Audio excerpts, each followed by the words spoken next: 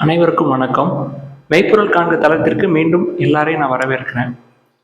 இன்று எதை பற்றி நான் பேசணும்னு நினச்சேன்னா, பொறியியல் கல்லூரிகளில் சேர்வதற்கு மாணவர்கள் விண்ணப்பம் பண்ணியிருப்பாங்க.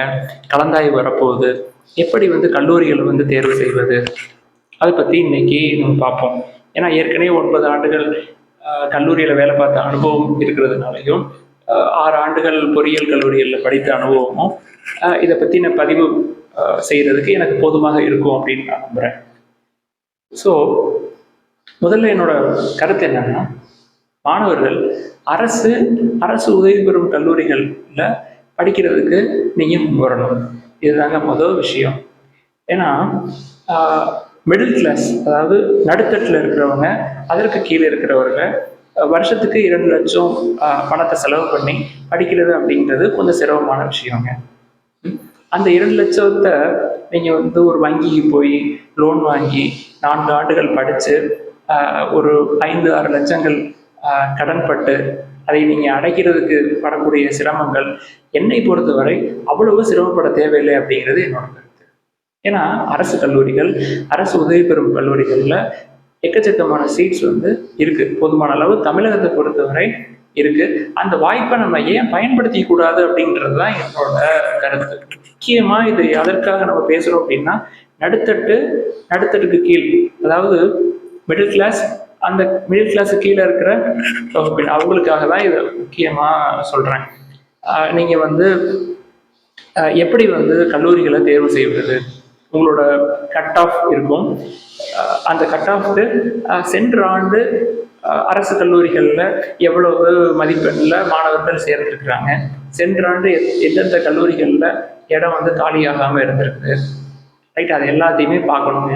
நான் அரசு உதவி பெறும் கல்லூரிகளோட லிஸ்ட்டை இன்னொரு வாரத்தில் போடுவேன். நீங்கள் அந்த லிஸ்ட்டில் எந்த துறைனாலும் படிக்கலாம். இந்த துறை அடுத்த 5 ஆண்டுகள் நல்லா இருக்கும், அந்த இன்னொரு துறை அடுத்த 5 ஆண்டுகளில் சிறப்பாக இருக்கும் அப்படின்லாம் கிடையாதுங்க. எந்த துறை எடுத்து படித்தாலும் நீங்கள் உங்களுக்குன்னு ஒரு நோக்கத்தை வச்சுருப்பீங்க. அந்த நோக்கத்தை எந்த துறை படிப்பு எடுத்தாலும் எப்படியாவது உள்ளே போயிடலாங்க. இது என்னுடைய கருத்து. அது மெக்கானிக்கலாக இருக்கலாம், சிவிலாக இருக்கலாம், இல்லை எலக்ட்ரானிக்ஸாக இருக்கலாம், computer science, IT, artificial intelligence. என்னோட படித்த மாணவர்கள் கிட்டத்தட்ட 20% பேர் ஐடி துறைகளுக்கு வேலைக்கு போனாங்க. இன்னைக்கு அது மெக்கானிக்கல் துறையில் கோர் பேப்பர்ஸ் படிச்சுட்டு அவ்வளோ அற்புதமாக கோடிங் எழுதக்கூடிய மாணவர்கள் என்னுடைய நண்பர்களை நம்ம அந்த வேலை பார்த்து கொண்டிருக்கிறாங்க.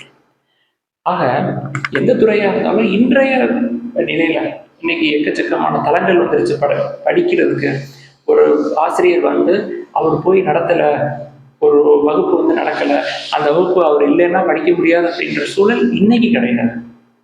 என்னோட சப்ஜெக்ட், நான் எடுத்த சப்ஜெக்ட் எடுத்துக்கிட்டிங்கன்னா, ஏதாவது ஒரு தலைப்பு, இப்போ ஸ்ட்ரென்த் ஆஃப் மெட்டீரியல்ஸில் ஸ்ப்ரிங்ஸ் அப்படின்னு சொல்லிட்டு ஒரு தலைப்பை நீங்கள் போட்டிங்கன்னா, நான் நடத்துறதை விடவே அற்புதமாக நடத்தக்கூடிய உலகம் முழுக்க இருக்கக்கூடிய பேராசிரியர்கள் நடத்தினது எல்லாமே யூடியூப் தளத்திலேயோ இல்லை மற்ற தளத்திலேயோ இருக்கும். படிக்கணுங்கிற ஆர்வமும் எண்ணமும் நோக்கமும் இருந்தால் மட்டும் போதும். இன்றைய சூழலில் ஒரு 10-15 ஆண்டுகளுக்கு முன்பு இப்படி கிடையாது. இன்று எல்லாத்துலேயுமே ஸ்மார்ட் ஃபோன்ஸ் இருக்குது, ரைட்? நீங்கள் எந்த தலைப்பை பற்றி படிக்கணும்னு நினைக்கிறீங்களோ அந்த தலைப்பை தேடி கண்டுபிடிச்சு முழுசாக ஆராய்ச்சி பண்ணி படித்து விடலாம் இன்றைய சூழலில். அதற்காக தான் நான் சொல்கிறேன். ஸோ அதிக முக்கியத்துவம் நீங்கள் அரசு கல்லூரிகள், அரசு உதவி பெறும் கல்லூரிகளுக்கு கொடுங்க. நீங்கள் உங்களோட விருப்பமும் ரொம்ப முக்கியம். நீங்கள் எந்த கல்லூரியில் நீங்கள் சேர போகிறோம், அந்த கல்லூரியில் எப்படி நீங்கள் படிக்க போகிறீங்க, எப்படிலாம் நீங்கள் கல்லூரியில் இருக்கணும் அப்படின்னு சொல்லி உங்களுக்கு ஒரு கனவு இருக்கும் இல்லையா, உங்களுக்கு ஒரு நோக்கம் இருக்கும் இல்லையா? அந்த கல்லூரிக்கு போனால் அந்த நோக்கத்தை உங்களால் அடைய முடியுமா அப்படின்றத நீங்கள் யோசித்து கொள்ளுங்க. இப்போ நான் பரிந்துரைக்கிறேன் இல்லையா, அரசு கல்லூரிகள், உதவி பெறும் கல்லூரிகள், இந்த கல்லூரிகளுக்கு நீங்கள் போனீங்கன்னா உங்களோட நோக்கம் என்னவோ அது உங்களுக்கு ஆழமாக பதிஞ்சிருது. என்னுடைய பாதையை நான் தேர்ந்தெடுத்து விட்டேன் அப்படின்னு உறுதியாக இருக்கிறவங்க இந்த அரசு கல்லூரிக்கு, அரசு உதவி பெறும் கல்லூரிகளுக்கு போனீங்கன்னா உங்களுக்கு வாய்ப்புகள் அதிகம், ரைட்? இப்போ நீங்கள் உங்களுக்கு ஒரு நோக்கம் இருக்கும், அந்த நோக்கத்துக்கு தினமும் கைபேசி உங்களுக்கு வேணும், துண்டிப்பு இல்லாத இணைய வசதி உங்களுக்கு வேணும்னு வச்சுக்கோங்களேன். ஒரு சில தனியார் எடுத்துக்காட்டாக நான் முன்பு வேலை பார்த்த கல்லூரியிலேயே நீங்கள் வந்து ஃபோன் யூஸ் பண்ணக்கூடாது, இன்டர்நெட் வந்து லிமிட்டடாக இருக்கும், இந்த டைம்லேருந்து இந்த டைம், இந்த டைம்லேருந்து இந்த டைம்னு இருக்கும்.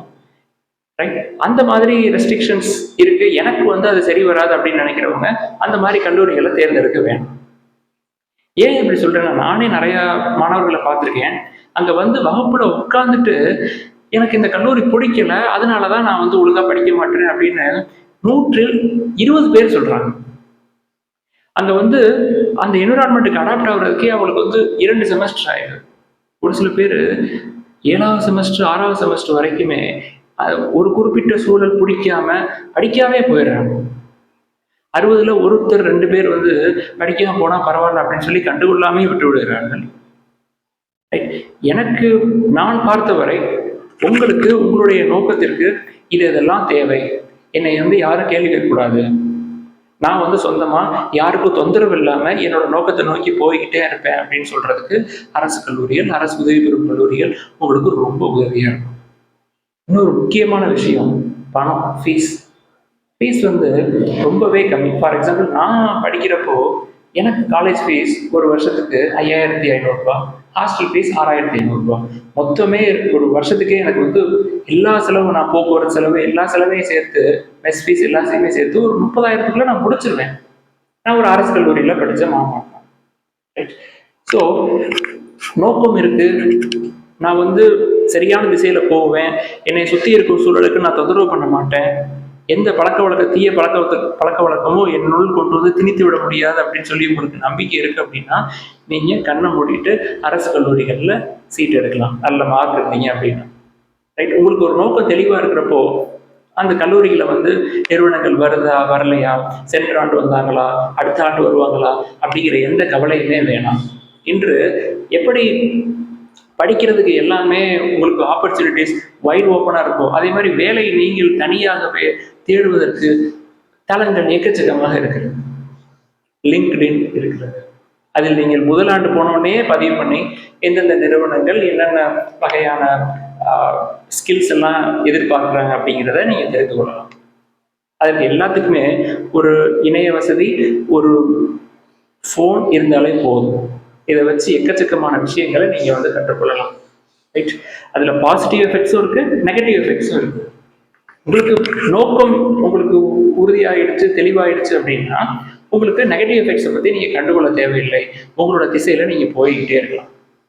முக்கியமான மாணவர்களுக்கு கல்லூரிகளை தேர்ந்தெடுக்கிறதுக்கு எதற்கு திருப்பி திருப்பி அழுத்தம் கொடுக்கிறேன் என்றால், உங்களோட அம்மா, உங்களோட அப்பா, உறவினர்கள் சொன்னாங்க அப்படிங்கிறதுக்காக ஒரு குறிப்பிட்ட கல்லூரியில் சேர்ந்து அங்கு உங்களுக்கு சூழல் பிடிக்காம போய் உங்களோட 4 ஆண்டுகளை வீணாக்கிறாங்க. அங்க போய் அடாப்ட் ஆகி படிச்சுட்டு வெளில வந்து வெற்றிகரமா வேலை வாங்கிக்கிட்டு வெளில போற மாணவர்களும் இருக்கிறாங்க. ஆனா நான் சொல்ற கேஸ் என்னன்னா, 60ற்கு 5 பேர் 6 பேர், ஒரு 10% மாணவர்களுக்கு கடைசி வரைக்குமே இந்த சூழல் எனக்கு பிடிக்கல, என்னை பார்த்து கேள்வி கேட்கறது எனக்கு பிடிக்கல, என்னை வந்து தொடர்ந்து நோட்டமிட்டு கொண்டு இருக்கிறது எனக்கு பிடிக்கல, ஃபோன் இல்லாமல் என்னால் படிக்க முடியல, இணைய வசதி இல்லாமல் இருக்க முடியாது, என்னோட கைபேசி எனக்கு வேணும், அது என்னுடைய உரிமை அப்படின்னு சொல்லக்கூடிய மாணவர்களை நான் கேட்டிருக்கேன். ரைட், ஸோ முதல்ல கல்லூரிகளை தேர்ந்தெடுக்கிறதுக்கு முன்னாடி அங்கே என்னென்ன இருக்கு, அந்த சூழல் நமக்கு ஒத்து வருமா வராதா அப்படிங்கிறத தெளிவாக தெரிஞ்சுக்கணும். ரைட், அதற்கப்புறம் அங்கே போங்க. அங்கே போயிட்டு அங்கே அது சரியில்லை இது சரியில்லைன்னு சொல்லி அங்கே இருக்கிற சூழலையும் அங்கே உள்ள சிஸ்டத்தையும் குறை சொல்வதனால் பாதிக்கப்படுவது நாம் தான். கல்லூரியோ அங்கே உள்ள நிர்வாகமோ அங்கே உள்ள ஆசிரியர்களோ கிடையவே கிடையாது. அங்கே போய் எங்களுக்கு அது வேணும் இது வேணும் அப்படின்னு கேட்கறதுல எந்த நியாயமும் கிடையாது. அவங்க அவங்களோட சிஸ்டத்தை தெளிவாக கொடுத்துருப்பாங்க. இங்கே கைபேசி யூஸ் பண்ணக்கூடாது, இன்டர்நெட்ஸ் வந்து ரெஸ்ட்ரிக்ஷன்ஸ் தான், இன்னாரோட பேசக்கூடாது, இவங்களோட மட்டும்தான் பேசணும், இது மாதிரி எக்கச்சக்கமான சட்டத்திட்டங்கள் இருக்கும். ரைட், உங்களுக்கு அதெல்லாம் சரி வருமா, சரி வரலை அப்படின்னா அந்த சைடை திரும்பி கூட பார்க்காது. ரைட், அதற்காக தானே உங்களுக்கு திரும்பி திரும்பி சொல்கிறேன், தெளிவான நோக்கமும் எந்த தீய பழக்கமும் வரமாட்டேன், நான் வந்து கட்டுப்பாடோட என்னோட வேலையில் தொடர்ந்து ஈடுபடுவேன், எப்படியாவது எல்லா படியும் ஏறி நான் வந்துடுவேன், ரைட், எப்படியாவது நான் படித்து முடிச்சிடுவேன், எப்படியாவது நான் அடித்து முடிச்சு வேலை வாங்கிடுவேன் அப்படிங்கிறவங்க தயவு செய்து நீங்கள் அரசு கல்லூரிக்கு, அரசு உதவி பெறும் கல்லூரிகளில் தாராளமாக எடுத்து படிக்கலாம். இந்த துறை அந்த துறைகளில் எந்த துறையை படித்தாலும் வேலை வாய்ப்பு உறுதி. உங்களுக்கு நோக்கம் உறுதி என்றால் வேலை வாய்ப்பு உறுதி தான். நோக்கம் இல்லாமல் படிக்க சென்றீங்க அப்படின்னா வேலை வாய்ப்பு கொஞ்சம் சிரமம் தான். அது எந்த கல்லூரியாக இருந்தாலும் சரி, ரைட், உங்களுக்கு தெளிவான நோக்கம் கண்டிப்பாக இருக்கு. அவ்வளோதாங்க. இதை பற்றி தான் முக்கியமாக சொல்லணும்னு நினச்சேன். கல்லூரிகளை தேர்ந்தெடுக்கிறத பற்றி எனக்கு பெரிய விருப்பம், இங்கே போங்க அங்கே போங்கன்னு சொல்கிறதுக்கு இல்லை. உங்களோட விருப்பத்தை நீங்கள் நிறைவேற்றீங்க. நீங்கள் 4 ஆண்டுகள் 5 ஆண்டுகள் படிக்க போகிறீங்க. உங்களுக்கு அந்த சூழல் பிடிச்சிருக்கணும். அதுக்காக தான் இந்த பதிவை நான் முக்கியமாக போகிறேன். எல்லாருக்கும் நன்றி. அடுத்த பதிவில் வேற ஒரு விஷயத்தை பற்றி நம்ம பேசலாம்.